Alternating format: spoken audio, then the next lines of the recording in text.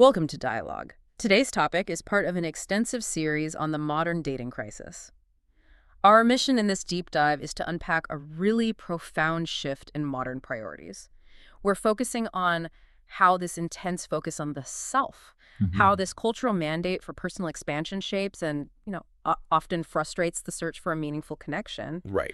We're looking at insights that clarify why finding a stable, functional relationship feels so difficult right now. It's a critical investigation. It is. Because the central paradox is sort of hiding in plain sight. How so?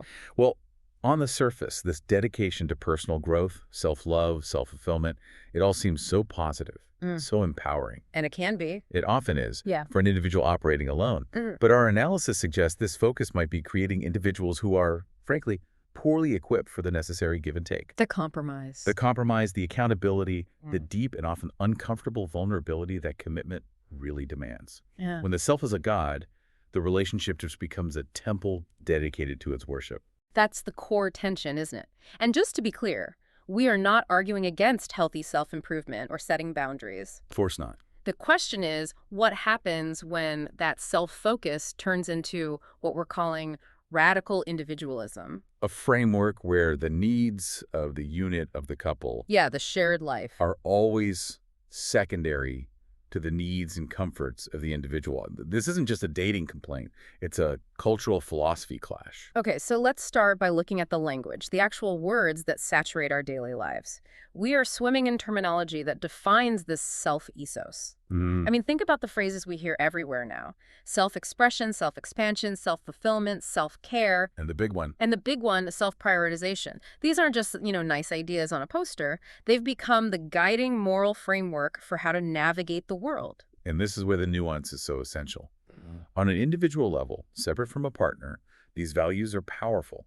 They can be engines for psychological health. Right. They encourage healing, setting boundaries against actual toxicity. Exactly. They fuel ambition.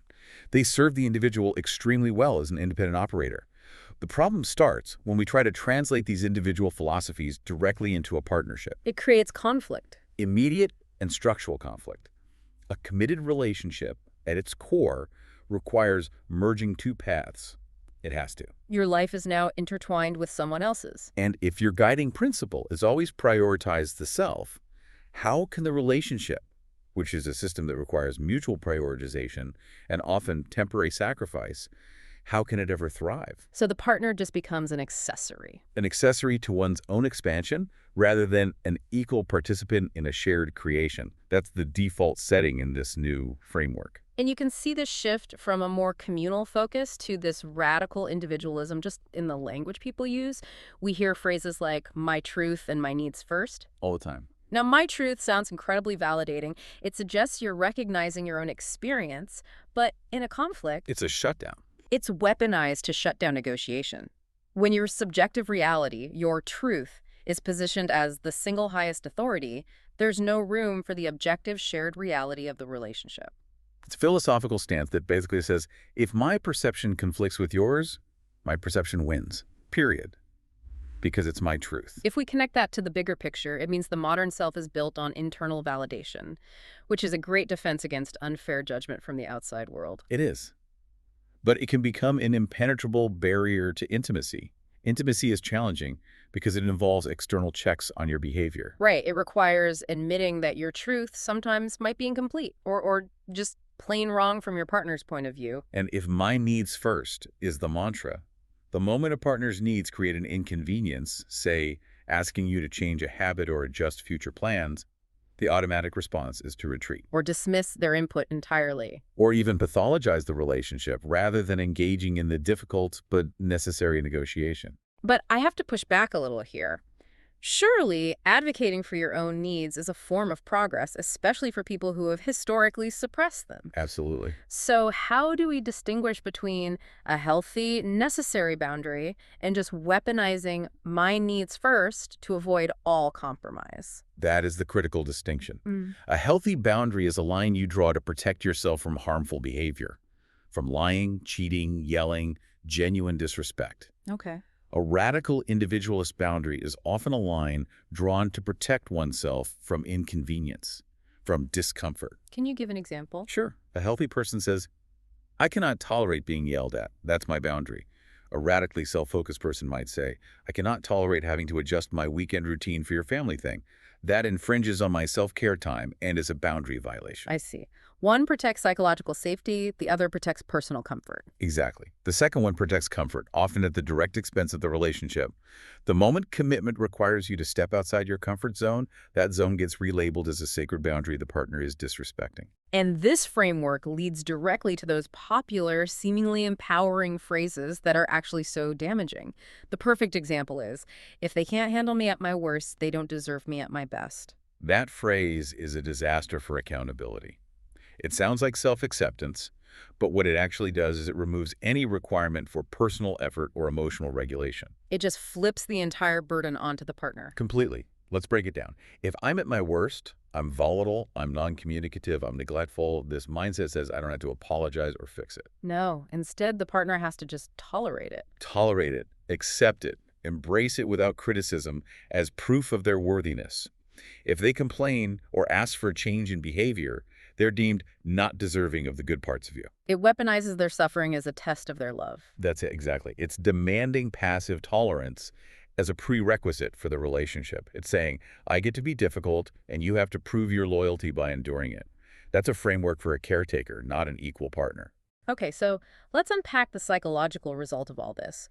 What does this intense inward gaze actually produce in terms of relationship behavior? Well, the analysis suggests the unintended consequence is the creation of highly sensitive individuals, but sensitive in precisely the wrong ways for a partnership. What do you mean by that? The primary output is a specific, unstable set of traits that make relationship stability almost impossible. And we have to start with the production of fragile egos. And we need to distinguish that from healthy self-esteem. Yes, healthy self-esteem is earned. It's built on competence, effort, internalizing real success. It's stable. Okay. A fragile ego, though, is built on contingent self-worth. Their sense of being a good person depends on constant external validation. So if a culture is constantly pushing uncritical self-praise and validation without any real external checks, You create a self-concept that is hypersensitive to any disagreement. so an individual might genuinely believe they are a kind, high-value person because they've only ever internalized self-affirmations. But what happens when reality, intrudes? The moment a partner offers gentle criticism about leaving clothes on the floor or forgetting something important, The small stuff. the small stuff, the fragile ego can't process that as a critique of a specific behavior.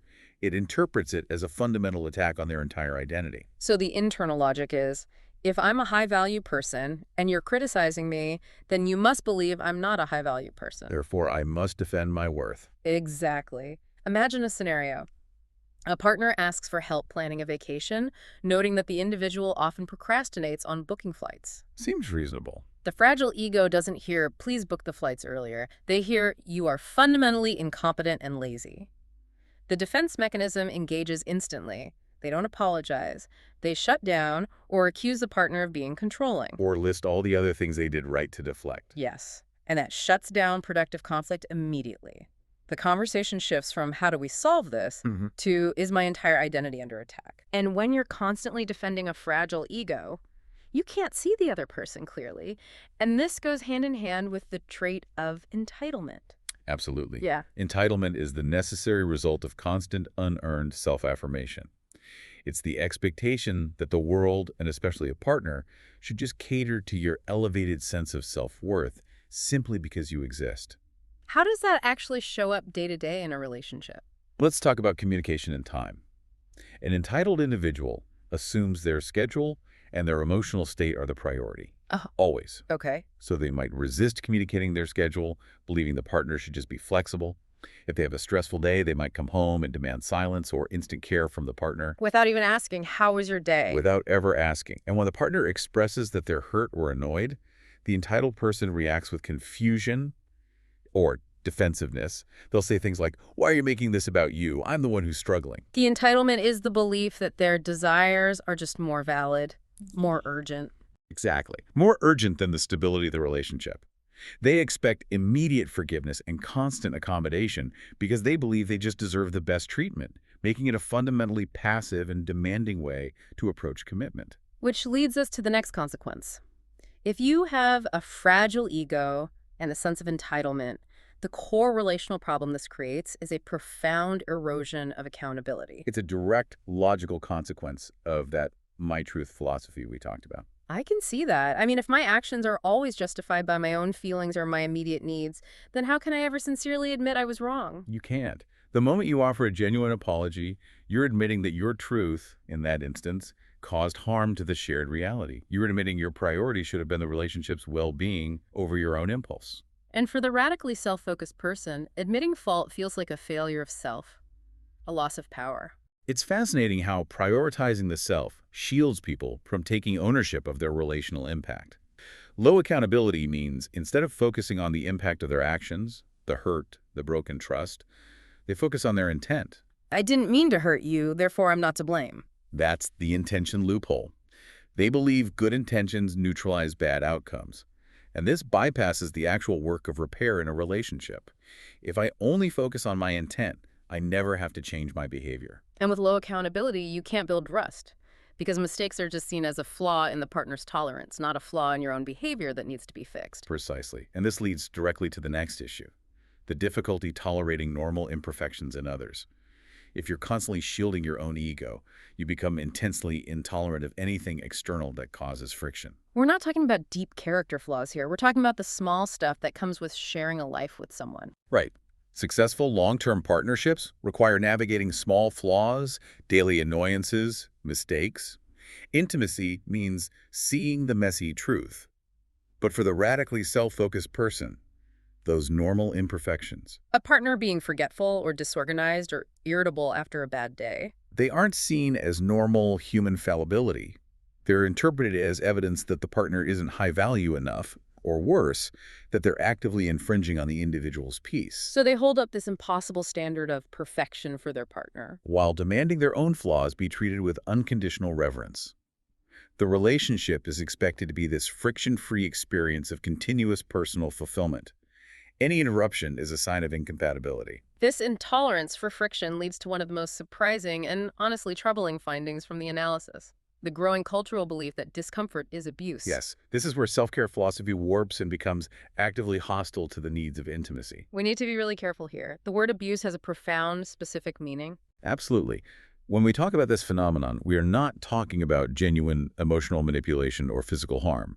We're talking about the tendency to pathologize necessary relational friction. So distinguishing between genuinely harmful behavior and the necessary discomfort of merging two lives. That's the crucial line.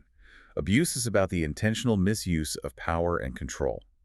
Discomfort in a relationship, especially during a conflict, is often about growth, mutual adjustment, and prioritizing a shared future over an immediate personal desire. But the problem arises when any feeling of being upset or inconvenienced gets categorized as a boundary violation. Yes, and one that justifies ending the relationship or demanding the partner's immediate surrender. They treat necessary compromise, bending of one's will, as an intolerable attack on their personal sovereignty. If you're making me feel uncomfortable, you are actively hurting me. That's the reframing. Can I give a detailed example? Please. Let's use a conflict over shared leisure time. Imagine one partner enjoys deep, quiet intellectual pursuits every weekend, reading, personal projects. The other partner needs social stimulation to feel connected. They want to host a small get-together on Saturday. A classic conflict. It requires compromise. It requires uncomfortable compromise. Maybe the quiet time is reduced or the social gathering is shortened. But in the discomfort equals abuse mindset, the partner desiring quiet immediately frames the other's need as an intentional infringement on their need for peace. They might say something like, You know I need this quiet time, and you insisting on having people over is disrespectful of my emotional needs. You are deliberately creating stress, which is emotionally abusive. wow. So they recast the necessary discomfort of adjusting their Saturday as an act of relational violence. And by doing that, they protect their individual comfort above the shared future. The conclusion is stark. People want relationships, but without the humility or grit required to tolerate the normal stress points. Intimacy requires two imperfect people to navigate mutual discomfort, but this mindset makes the relationship disposable the moment it stops being a comfort blanket. Okay, so let's move into the practical application of this, what people are actually bringing to the dating market.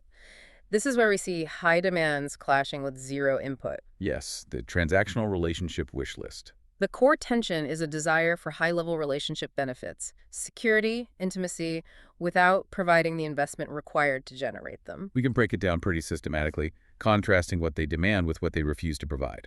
All right, let's start with time and presence. They want attention without effort. This is the partner who expects continuous focus, validation, and praise. They want to be the center of their partner's world. But they don't invest any energy into the shared experience itself. Exactly. They expect the partner to plan every date, initiate every meaningful conversation, and always be available for an emotional dump, regardless of the partner's own energy level. So if the partner doesn't plan something exciting or deliver the perfect compliment, It's perceived as neglect. They demand to be heard in detail but never truly listen to their partner's less dramatic concerns. The effort is only applied to their own self-expression, not the creation of mutual enjoyment. that sounds absolutely exhausting. And what about long-term stability? They want commitment without sacrifice. This is one of the most critical contradictions driving the dating crisis. They crave the security, the future planning, the deep safety of commitment. They want the title. They want the title and the benefits. Yeah. Yet they refuse to give up any individual autonomy or comfort. Commitment is sacrifice, sacrificing immediate options, merging finances, adjusting your schedule for a partner's genuine need. But the transactional individual sees those sacrifices as personal losses. Immediate losses to their freedom and self-expansion. They want the benefits of a partnership without the loss of total, untethered freedom required to sustain it. The moment commitment requires them to choose the we over the me, they resent the relationship itself for asking for a loss. And this deficit extends to emotional integrity, doesn't it? They demand loyalty without self-discipline. Yes, they demand total, unshakable fidelity from a partner. They expect their partner's focus to be constant and unwavering. Yet they themselves lack the internal discipline to maintain their own promises. How does that usually show up? Two main ways. First, boundary testing constant flirtation outside the relationship, justifying it as harmless fun, while placing the burden on the partner to manage their insecurity. And the second? A lack of emotional discipline.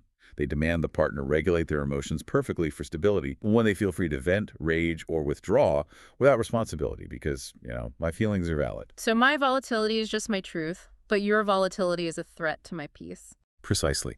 They demand a level of behavioral regulation from their partner that they refuse to apply to themselves. Which brings us to the breakdown of emotional currency, the give and take.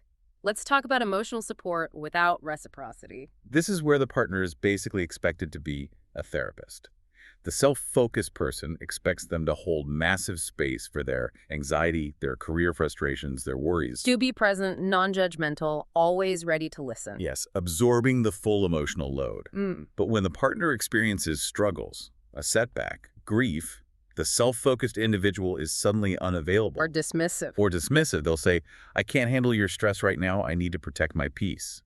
Their self-care boundary magically appears the moment they're asked to offer care to someone else. The partner's well-being is seen as an inconvenience. And this applies to the practical side of life too, right? Devotion without responsibility. Yes, they desire the deep, consuming emotional bond, the romantic, exciting parts of love. The highs. The emotional highs. But they actively avoid the practical, sometimes tedious responsibilities required to sustain a shared life. We're talking about the functional maintenance of the relationship. The logistical planning, managing bills, shared chores, coordinating future goals, these things are seen as mundane, beneath their romantic aspirations. They expect the devoted partner to handle the maintenance of their shared life, leaving them free to chase self-expansion. So they want the feeling of being deeply loved, but they reject the adult responsibility that grounds it in reality. That's a perfect way to put it. And the culmination of all this brings us to the ultimate paradox, the thing that is clogging up the whole system, the desire for high-value partners without being high-value themselves. Yes, the bar is set impossibly high for others, but the effort to clear that bar oneself is non-existent. This connects directly back to that culture of narcissism. It does. If culture dictates that you must always prioritize yourself and overestimate your own relational value, then the standard for a partner just skyrockets. They believe they are a 10, so they demand a partner who looks, acts, and performs like a 10, regardless of their own behavioral inputs. So there's a profound worth deficit they can't even see, Exactly. They mistake perceived worth validation from social media, feeling good about themselves, for earned worth. which is competence in actual relationship skills. Empathy, accountability, consistency, conflict resolution. Because their focus has been exclusively inward, on validation and entitlement, they've neglected the external skills that actually make a person high value in a partnership. They have high demands based on an inflated self-assessment, while the self-improvement needed to earn a high-value partnership is completely ignored. So when you multiply this dynamic across millions of people, what does that do to the dating pool? The analysis suggests this culture creates a population that fundamentally overestimates their own relational worth. And this has massive, chaotic consequences. This inflated self-assessment is the engine of the chaotic dating market. Because they believe their needs are paramount, they become hyper-selective and reject partners who are genuinely kind, reliable, and mature. Why? Why would they reject someone who's actually suitable? Because the suitable partner, the person offering quiet consistency, might not have the flashy, superficial traits that the inflated ego believes it deserves. So they're looking for a trophy to validate their self-concept, not a person to build a life with. That's it. The problem isn't that good partners don't exist, it's that the entitled individual's barometer for a worthy partner has been artificially skewed. They're seeking external validation, not partnership effort. And if they're overestimating themselves, they must be doing the opposite to their potential partners. They have to be underestimating the relational worth of others. It's the necessary flip side. The constant need to prioritize my needs first requires you to treat your partner as secondary. If a partner is just a means to your own self-expansion, their value is based on their utility to you. So their stability, their kindness, their effort, it's all undervalued if it doesn't serve the individual's dramatic narrative. And that's how good partners get discarded. The person who offers peace and reliability is dismissed as boring because they don't provide the constant emotional high or external validation the fragile ego needs. And the result of this dual distortion inflated self-worth and underestimated others is an environment of chaotic partner selection. Absolutely. We see individuals constantly cycling through relationships, engaging in roster behavior, always looking over their shoulder. They can't settle because no one can satisfy the impossible demands generated by an inflated ego that wants devotion without offering humility. They treat the dating pool like an endless menu. An endless menu, always looking for the marginally better option that will somehow, magically, fix their internal lack of fulfillment. It's a self-fulfilling prophecy of relational failure. They dismiss stable partners, enter unstable relationships based on immediate attraction, and the moment friction arises, they cycle out. It's a perpetual cycle of dissatisfaction masking as high standards. So ultimately, this isn't just about dating apps. No, if we connect this to the bigger picture, the dating crisis is about a foundational incompatibility between radical individual self-worship and the intrinsic demands of genuine intimacy. Explain that. Intimacy requires two people to intentionally shrink their egos a little bit to fit into a shared space. It requires subordinating your comfort for the sake of the bond. When culture commands the ego to perpetually expand, to always seek peak happiness, and to view any compromise as a threat, The space for a partner just vanishes. it vanishes. You cannot be radically dedicated only to yourself and also be dedicated to another person. In moments of conflict, one must be prioritized, and if the self always wins, the relationship always loses. That is the crucial, painful takeaway, that relationships require an intentional reduction of personal autonomy in service of a greater shared bond. And if that reduction is seen as a costly sacrifice, not a valuable investment. The partnership is doomed before it even begins. The foundation of modern self-help has done wonderful things for individual self-esteem, but it seems to have forgotten that relationships are the ultimate test of maturity, requiring you to be less selfish, not more entitled. So this deep dive has really shown that the path to fulfillment in a relationship isn't paved with endless self-validation. It's paved with shared accountability and the courage to endure mutual discomfort. Right. Successful relationships demand humility and the ability to find fulfillment with another person, not just through them. And this raises an important question for you to think about. Given the intense cultural focus on self-care, managing stress, protecting your energy, perhaps the greatest, most challenging, and ultimately most rewarding act of self-care is developing the capacity to genuinely care for someone else without expecting perfect reciprocity every single time. That sustained, unselfish focus is the true benchmark of being ready for commitment. If you enjoyed this conversation, please like, subscribe, and share this video. Also, let us know in the comments what really stood out to you in this conversation, and if there's any related topic or new topic that you would like covered in a future video.